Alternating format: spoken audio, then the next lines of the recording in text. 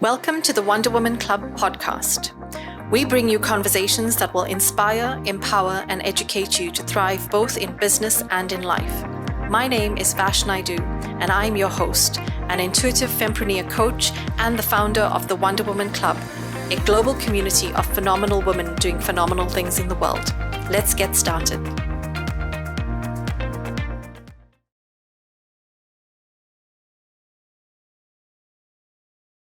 Hi, everyone. Thank you for joining us today for the Wonder Woman podcast. We have a very special guest. We have Joyce Johnson with us today, and she is another Wonder Woman that we want to introduce to the world and want to share her story. Joyce is an author, a speaker, a sales influencer, and a business coach. So Joyce, welcome to the podcast, and thank you for being here. We appreciate your time, your energy, and just your love for supporting and inspiring women. Would you please tell us a bit more about yourself and your journey to where you are right now? Well, hello, Vash. Thanks for having me. I'm excited to be here. I've always have to start with where I grew up because I really love the area where I grew up. So I'm in Houston, Texas, where I currently reside. I grew up 40 miles south of Houston on a small island called Galveston, Texas. A lot of people probably heard about it, and then it's a big travel location, which is why I say that. It's one of the top travel locations, Galveston Island. And then I attended college at Historical Black College University, 40 miles north of Houston. So I attended college there. I was a journalism student in high school, studied journalism communications in college. I worked in sports information. I think I maybe missed my calling because I'm almost willing to say I was the first woman on the football field taking pictures and writing articles and things of that nature, and almost getting run over by a pack of big guys. But I worked in sports information, which really taught me a lot of things, been in athletic department and helped launch my career. I think it really taught me a lot about professionalism and things of that nature, but started my career in sports. And from there, went into sales. And, I was in sales then as well. Been in sales for about 25 years. I founded 3 companies. I've been on boards of organizations. I mentor college students and young people, young professionals, and help them with their, what I call adulting, right? Moving from either their college life to workplace, or moving from workplace into leadership in other areas, which is a passion of mine. But my titles, daughter, sister, niece, aunt, friend, cousin, those are the ones that are really important to me. I feel you on that one. That's the meaningful stuff, right? Where we share our love with people and the connections we have. So thank you for that. I think the question I want to ask you is, when you obviously worked in a corporate industry for so long, and then you decide to go into your own business and starting your own business, that's terrifying in itself, just the thought. But how did you transition into creating and starting your business? And what were the challenges you faced in that first initial phases? Great question. So when I initially started a business many years ago, and it was due out of need. I had been with a company that was having layoffs year after year. They would ask me to go and build a team, and then I'll build a team and we'll have success. And the next year I have to lay all these people off, right? And then eventually the person who was laying everyone off got laid off. And so it was a very competitive time. I wasn't really, can't say I was really ready for it. I had just recently gone through a divorce. It was just a lot going on in my life at that time. I was getting my MBA, just had finished up my MBA. So I started a business because I knew I could, and I was getting consulting contracts. People were asking me to do things. And so I just made it a business and did a lot of contract work. And so I didn't ramp up enough and really didn't see it as a business. So I knew that I would be leaving corporate and starting a business again because I wanted to not work all my life in a corporate environment, right? So this time what I did, when 2017, I wrote my first book, Why Sales for College Students. I really thought about, like I mentioned, I was a journalist. I really thought about what I wanted my books to be like, what I wanted the series to be like. And I wanted, when I wrote my book, for it to have a purpose. So I began to build my brand then in 2017 with that first book. And that first book, Why Sales for College Students. And then I went on. And I began to network and things, knowing that really next year, 2022, I would probably be leaving corporate. Well, I was having a conversation in corporate one day after being number one 2 consecutive years, had just closed a $10 million deal. And my leadership, I felt was just, we weren't in a good space. And I said, you know what, Joyce, just it's time, walk away. You're ready. And so I left in June of 2019. But at that time, I had built my brand. I built a very strong brand. I built some additional networks. I am still extending those networks, but I said it was time for me to go and sell for myself and for my family and build and create my legacy. I shared with someone other day, it's important for me to be successful at this because I want the young people in my family to see that yes, you can be successful in a corporate environment. And I think I've showed them that throughout the years. And now I want them to understand too, that you can also become a successful entrepreneur and that it takes hard work, right?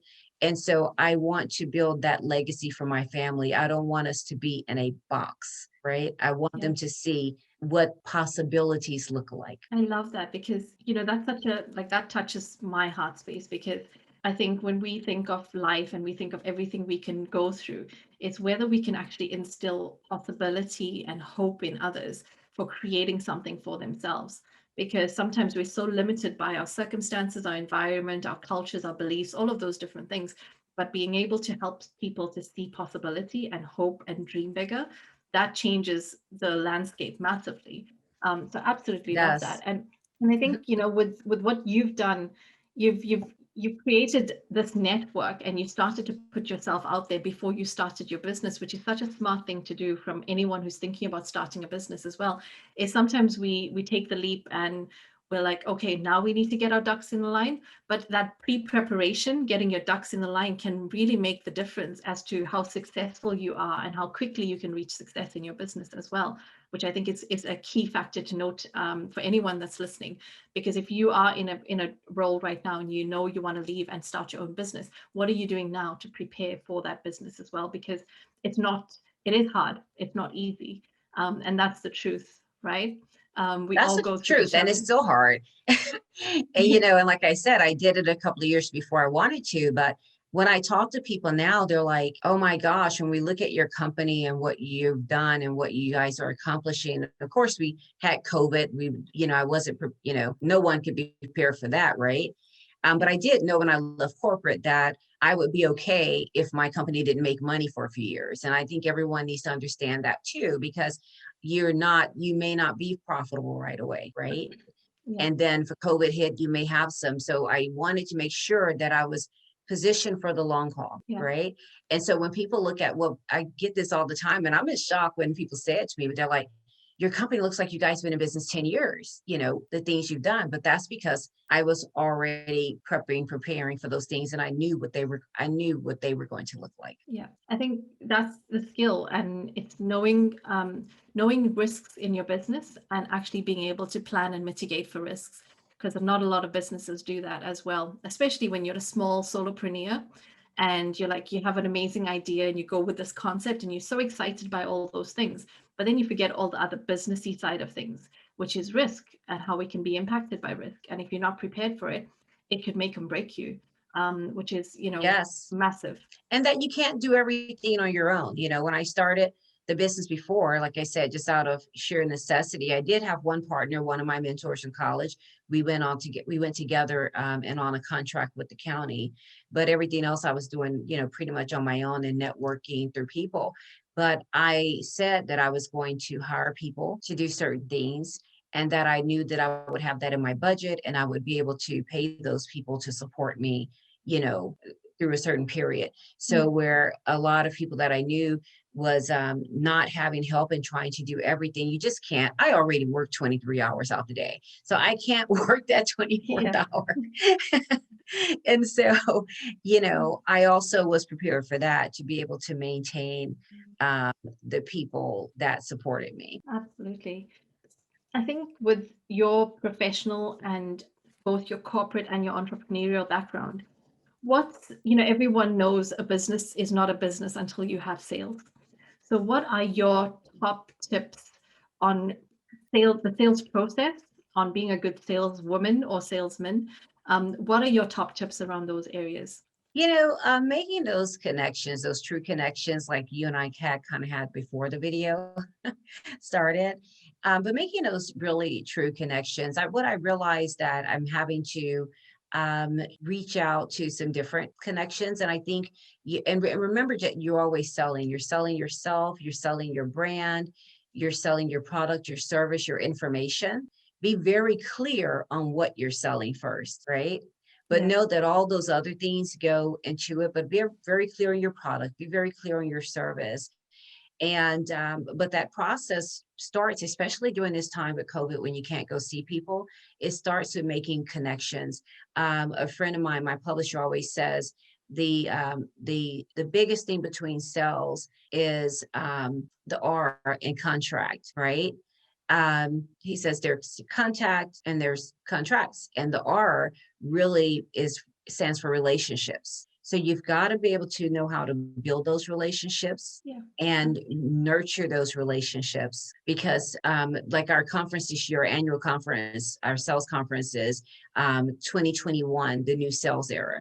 And I'm taking my time around this, but the new sales era just basically means things are different. They've changed. And you have to have that flexibility. You have to know how to build those relationships. When you get on the phone with people these days, you may not talk about the sell at all your first call. You may not talk about it your second call, because you need to be able to build that relationship. The ability to build that relationship and that rapport is more important than ever before. And even if you don't get Yeah. that sell, you can get the referral. But focus on building those relationships, focus on empathy and compassion. I think that's such a human aspect, and we miss that in sales, right? We think we're always on a like a sales treadmill, and we forget we're actually talking to a human being that has problems, Absolutely. that has issues, and when you connect with people on that level, it makes such a difference. How would you help someone who isn't confident? Because we know that there's a lot of women, especially, that don't find their own confidence within themselves and have high self-worth to go out and A, have that courage to have the call, B, to also then ask for a payment, and C, to charge like the level that they actually deserve. How would you actually help someone through that process? I always say preparation is key, right? And if they're prepared already with knowing what their product and service is, they have a great, I help people with their elevator pitch, how to overcome objections. You have to be prepared. You have to be prepared for your initial meeting. You have to be prepared for overcoming objections are really key. And you have to be firm in what your number is and understand why that is and what sets you across from your competition, right? Yeah. Understand that. And when you're prepared, preparedness builds confidence. A lot of times we go into things and we're not prepared, and we go into what I call that whole desperate sell moment, when you just need to close something. Yeah. And that's really, and when you're not prepared and when you're in that desperate sell moment, use this point, you need to close. That's when you let your guards down, you get taken advantage of, and you don't stand your ground. Yeah. So I try to teach people how to just always be prepared, and to, prepare that night before, the week before, have your bullets. I keep a notebook all the time. We were talking, I was writing, I keep a notebook all the time, and it's okay to have your bullets there in front of you as a cheat sheet. Especially when you're on video, it's okay. But I've taken it into meetings with me for years. I'll take my notebook, and I've had customers say, Joyce, let me see that. Yeah, Yeah. and I'll, let them see it. But if you're prepared for all the possibilities and objections and things that will come up, then you will be more confident. Yeah. Trust me on that, ladies. Trust me on that. I think I always say that, what breeds confidence is competence.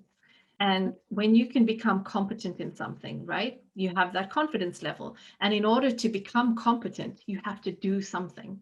You have to consistently do the thing that you say you're going to do, so that you become more competent in it. Nobody wakes up, as a baby. We didn't wake up as a baby and just decide we're the best speaker in the world, or we're the, Right. whatever, the best entrepreneur.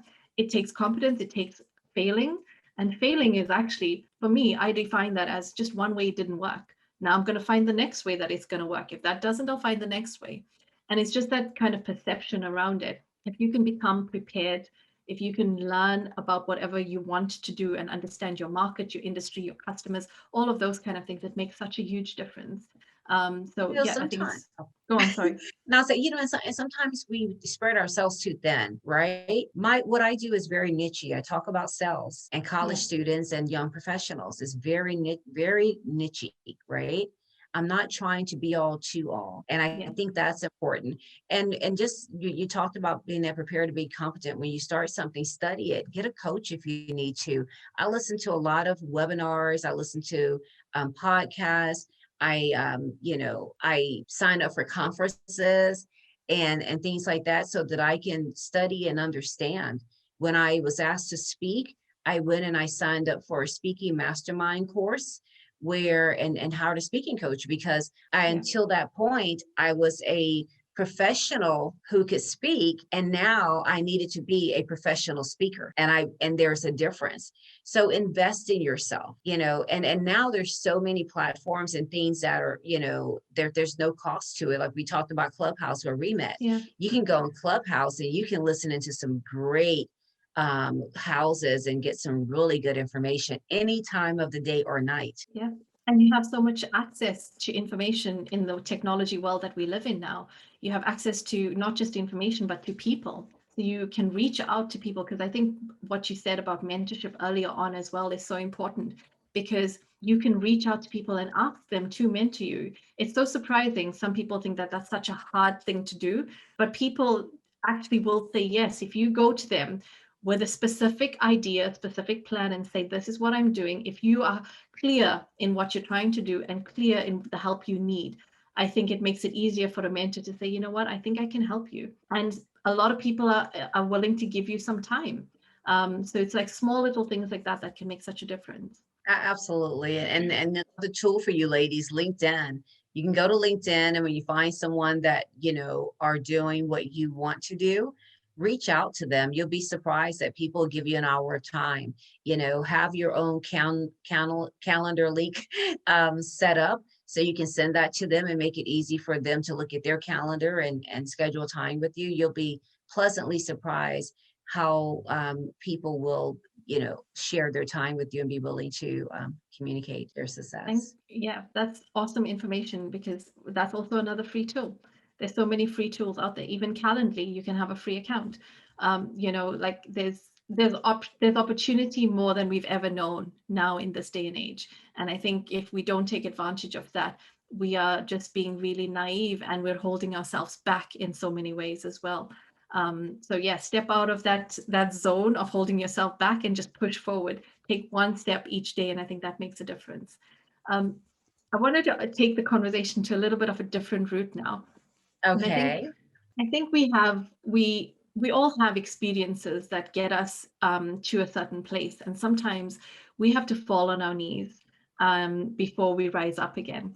And I want to know, what point for you did you fall on your knees when it was difficult? Because a lot of times people see the picture perfect outside Instagram's lifestyle, and we don't, we judge ourselves and we compare ourselves to that, and we're like, we're not living up to that standard.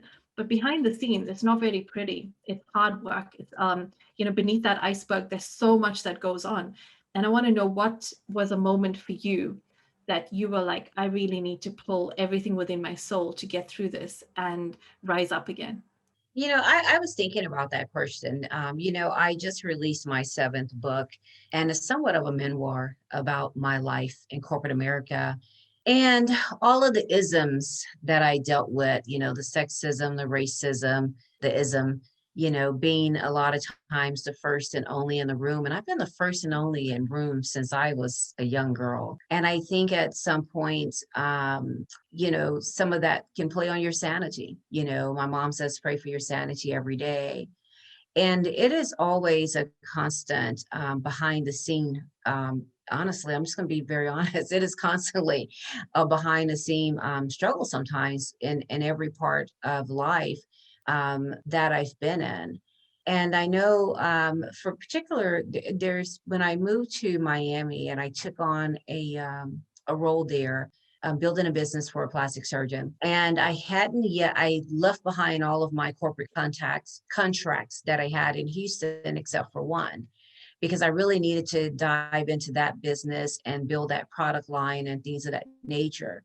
Well, when they didn't get the second round of funding, I got basically like a less than a 1 week notice, and that I wouldn't be paid anymore. It was contract. So it wasn't like you can go file for unemployment. Yeah. And I found out later that in Florida you can, but I didn't know that. So, and I was trying, okay, let me see how much money I have, right? I just moved from Bal Harbour to downtown Miami, because they had paid for me to be in Bal Harbour for like 9 months, and then I moved into my own place. And so I was building a network, but it wasn't as strong as I needed it to be. And so I said, let me start another, business opportunity. I was already networking with some women to do that, but things weren't going as fast as I needed them to be, right? I was running out of money. I had to borrow some money from my mom. I was like in this apartment in this high-rise building downtown Miami. And I'm thinking, well, to move is going to cost more than it costs to pay the rent. So let me just always focus on getting the rent paid and working. And I was working day in and day out, and I was getting contracts and things, but it was really tough and it just was hard to sustain, honestly. And I needed to hire someone for some help. And so I was sharing someone, because I hadn't shared this story. I was sharing someone how I needed to hire someone to do the things that I didn't know how to do, and in my business. And so I went and I took a job, and a job in the evening stocking at a store, um, you know decorating the store, putting things back, all those things. Um, and I had to convince them to hire me. No one would hire me. Everywhere I'd gone to, people were saying I was overqualified, I had too much experience. Oh, you wouldn't want this job. And so I was trying to, get a job, but no one would hire me. And so I went and I worked doing that. And I took all the money from that to do two things. I sold my car because I wasn't driving a lot. They have major transit, and I love transit. And so I sold my car. And so what I would do, I would rent a car on the weekends, the long weekend. So they had this thing where you could rent a car a long weekend. It was a ridiculously cheap amount of money. And so I basically had a car from Thursday to Monday to go to meetings. I scheduled all meetings and things within that, time zone, Friday and Monday. So then I can drop that car back off if if it wasn't somewhere I can get to on transit. And then I let people talk me out of moving out of my place. A friend talked me out of moving out of my place and said, hey, I have a place. Come and live in my place. She had a condo, and she had remodeled on the back end of the condo to Airbnb it, sort of. And she said, well, I want you to come stay with me. Da, da, da, da, da, da. So I did that. And then she started being mean to me. It didn't work. I've never lived with anyone, and it just didn't work. And it wasn't working. And I'm having this conversation. I know this is taking long, but I'm having this conversation. What made me move back, take a job, and go back to corporate was I was having a conversation with my mother. We don't like disappointing our mothers. And my mother said, I need you to come home. And I'm like, why? Well, I'm here, I'm living and working. She said, because I feel like you're homeless. Wow. And I said, I'm not homeless, Mom. I live here, da, da, da. And I was dating someone, ladies, it's easy to go and live with a guy, but I didn't want to do that. I didn't want to live with him. And so she said, I feel like you're homeless. She said, whenever a woman doesn't have her own home and isn't providing her own roof over her head, she's homeless. And I was just like, whoa. Because I volunteered every week with the homeless. I'm like, no, I'm not homeless. I volunteer every week. I go into the church, and I help out or whatever. And I was like, and I have a little money in the bank and things like that. And so I started applying for jobs. I called some friends up that I had great connections with. And, I applied for a job in Miami, but the need was in Houston. They said, would you be interested in moving back to Houston? We noticed that you're from Houston.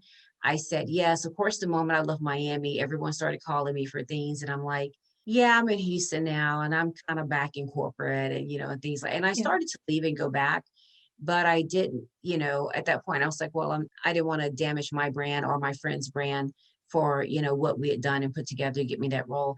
But that was a hard hit for me. And even now, I think about that. I'm like, was I homeless? Because, but in my mother's eyes, I was homeless. And when she Yeah. said that to me, I was like, wow, that makes sense. And yeah. And so that hit me really hard. It took me into like a little funk for some time. And I had to brush myself off every day, go for a walk, as our mom say, pray for my sanity, and really figure out if I was on the right direction of life. And I don't have regrets, but when I look back, I felt disappointed that I left and went back into corporate because I had done so much groundwork.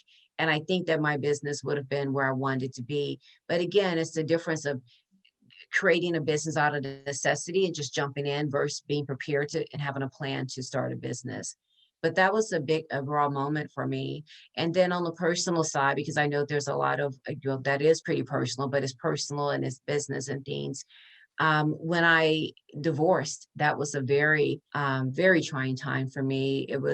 I tell people, it's the worst pain I've experienced next to death. That was a very challenging time for me. And I remember walking down the street in San Francisco, just feeling the weight of it all. And all of a sudden, I felt like I couldn't walk. It was like my legs were coming from underneath me. And I lived in the Bay Area before. I just happened to be there on business at that time.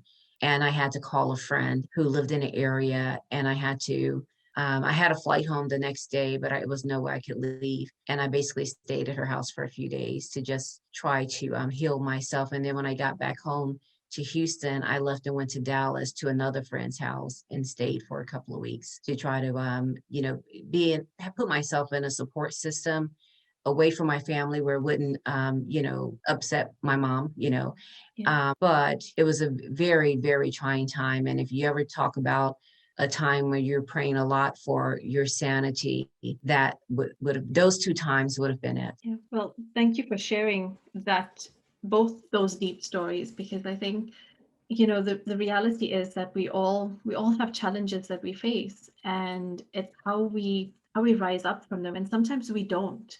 That's the other thing. Sometimes we don't. And I totally know how you feel with feeling like you had no legs to kind of like move. And I've been through different circumstances where that feeling of not wanting to like see life again or see yourself living again, it's like impossible to see yourself living again as well in some ways. And that's such an important thing to note, that people do go through challenges, and we have the capacity, the capability, the strength within us to rise above it. But we have to respect what we're going through as well. We have to respect that pain. We have to respect that journey, and we have to heal. Like, we've got to give it time to heal. We've got to give ourselves the time to heal, because we aren't machines. We are human, and we have to allow ourselves to go through those processes, like grief and loss and pain, because even in divorce, it's grief, it's loss, it's pain, all of those different things. And it's tough as hell. um what do you think was your guiding force or guiding light that helped you, and what gave you, even in that sense of knowing I need to heal, what gave you that conviction in you to know that I need to do this now? First of all, when people ask me about failure, I saw those as failures, right? And so, but you have to keep getting up. I have an amazing family support system. My mom and her sisters are very strong women.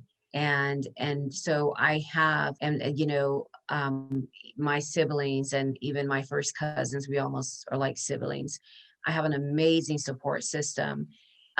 When I mention my roles in life that are important to me, being a daughter, being a great sister, and an aunt and a niece, and those things. I was also the firstborn grandchild on both sides of my family.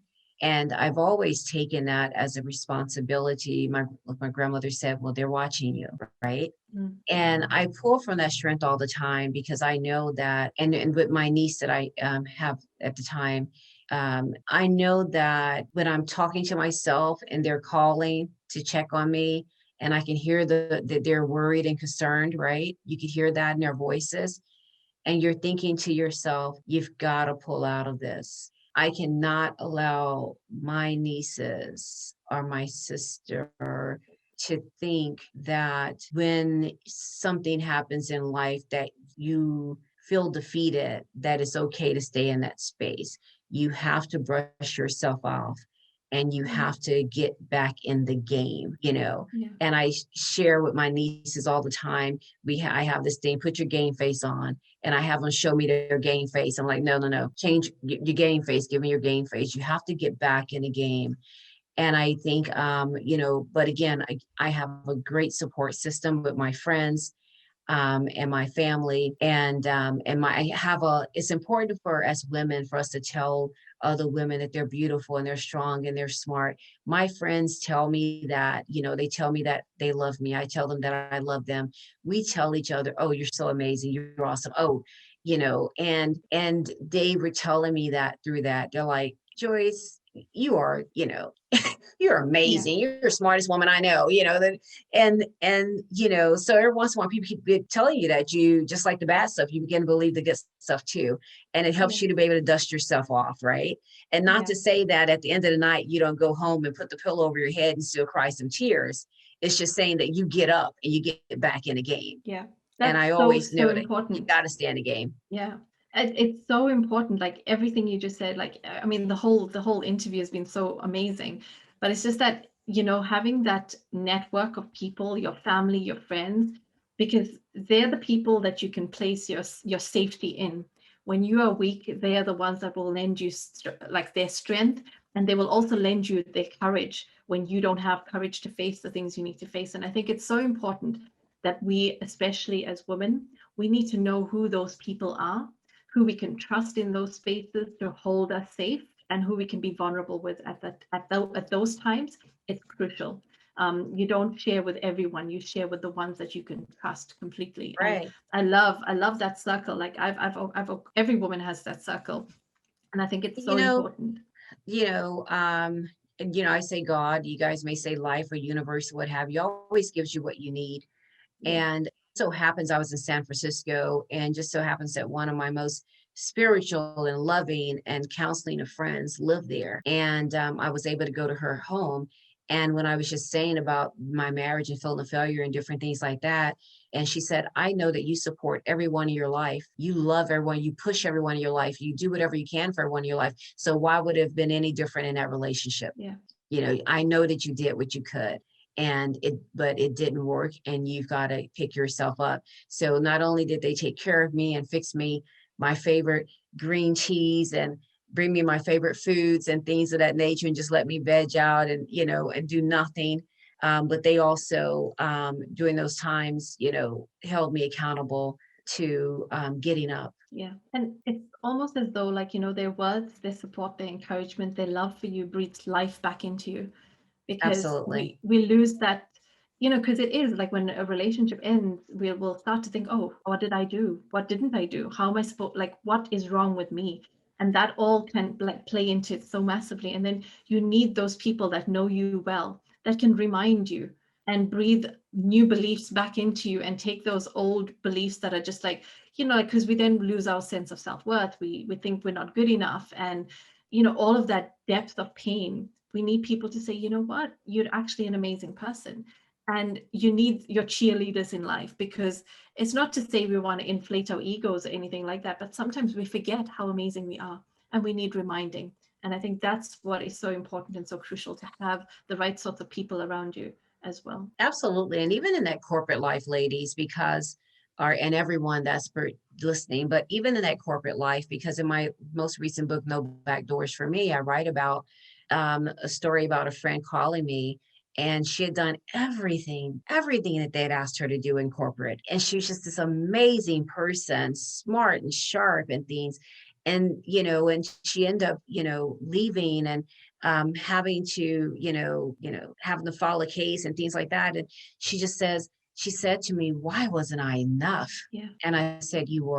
you were enough. You are enough. And maybe she was just too much for that space. She outgrew Too that much for space. that space. Yeah, And I share all the time that I have this quote that my team put out from that book when I was writing, that I found in times, if I'm having a challenge selling myself in a space on a team or what have you, then recognize it's time to go. yeah, I want, it's time to go and be where you are celebrated versus tolerated. It's time to go and own your space and your heart, because it's important for the people in our lives to see us as our best selves. And a lot of times in these jobs, we don't realize that we are in a verbally abusive relationship. And abuse is abuse, whether it's at a personal level, at home, or if it's in corporate. Yeah. And you have to know that how great you are, and it's okay for you to pack up your bags and go do something else. Absolutely. I think that, yeah, that's 100%. You need to go where you're celebrated, not tolerated. And you need to know that you're worth more than you think others think you're worth. You need to know your own Absolutely. worth. Um, so it has been amazing speaking to you. I love all the stories. I could talk to you for ages, because there's so much to share. There's so much wisdom that you have to offer the world. And I thank you so much for your time today and doing this with me. I love hearing everyone's stories, and I just want to help everyone get to hear all these amazing things that women in the world are doing and hear the stories that have gotten them there, because I know not everyone's journey has been easy. So thank you for your time, and it's been an absolute pleasure having you on the podcast.